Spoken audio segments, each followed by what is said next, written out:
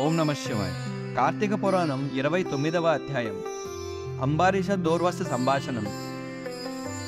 రాజు చూచుచుండగానే సుదర్శన చక్రము అంతరార్థమైంది.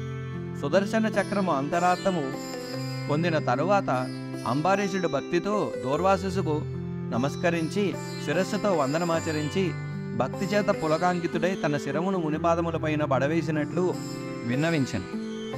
బ్రాహ్మణోత్తమ, నేను మహాపాపిని, పాపమునందు మునిగి కష్టించుచున్నాను. కాబట్టి గృహస్థుడనైన నా ఇంటిలో అన్నమును భుజించి నన్ను ఉద్ధరించుము.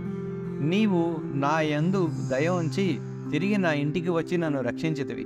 3 లోకములకు భయమును కలిగించు నీకు భయమెక్కడిది? భయమును మిషతో నన్ను రక్షించుటకు తిరిగి నా ఇంటికి వచ్చితివి. నీవు తిరిగి వచ్చుటచే నేను బతికితిని, నాకు పరలోకము సిద్ధించును. కాబట్టి త్వద్దర్శన దానముతో నాకా భయదానము, దానికి ప్రాణదానము, దానితో పరలోక దానము సంభవించినది.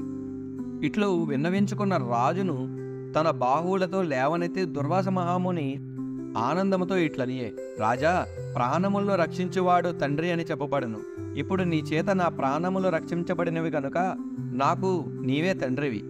నేను నీకిప్పుడు నమస్కారము చేసిన ఎడల నీవు దుఃఖించదవు. తండ్రికి కష్టము కలిగడి వ్యాపారము చేయకూడదు, కావున నీకు నమస్కారమును చేయును. బ్రాహ్మణుడనైన నేను నీకు గొప్ప కష్టమును కలిగించితిని, దానికి ఫలమును అనుభవించితిని. చివరికి నీవు దయతో ఆ కష్టమును నివారించితివి. రాజా, నీతో కూడా భుజించదనని దూర్వాసుడు ధర్మబుద్ధి గలవాడై ధర్మవేత్త అయిన అంబారీషుని కోడి భుజించెను. సాక్షాత్ శివస్వరూపుడైన దూర్వాసుడు విష్ణుభక్తుని యొక్క మహాత్మ్యమును పరీక్షించగోరవచ్చితి. ఇట్లు పరీక్షించి సంతోషించి ఆజ్ఞాపితుడైన స్వాశ్రమమునకు వెళ్ళెను. కనుక కార్తీక మాసమందు హరిబోధిని ద్వాదశి సమస్త దాన ఫలప్రదము, సమస్త తీర్థ ఫలప్రదము, సమస్త యజ్ఞ ఫలప్రదమగును. కార్తీక మాసమందు శుక్ల ఏకాదశి నాడు ఉపవాసమాచరించి జాగరణముండి ద్వాదశి నాడు దానములిచ్చి బ్రాహ్మణులతో కలిసి పారాయణ చేయువాడు మహాపాతక విముక్తుడగును.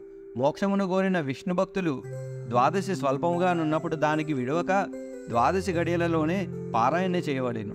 అందులో కార్తీక శుక్ల ద్వాదశి మిక్కిలి పుణ్యప్రదము గనక దానిని ఎంత మాత్రము విడవరాదు. కార్తీక శుక్ల ద్వాదశి అందు చేసిన పుణ్య స్వల్పమైనను అనంత ఫలప్రదమగును. ఈ పుణ్యకథను వినువారు పాప విముక్తులై పుత్రపౌత్ర సమేతులై అనేక భోగములను అనుభవించి అంతమందు పరమపదం పొందుదురు. ఇంతటితో కార్తీక పురాణం 29వ అధ్యాయం సమాప్తము.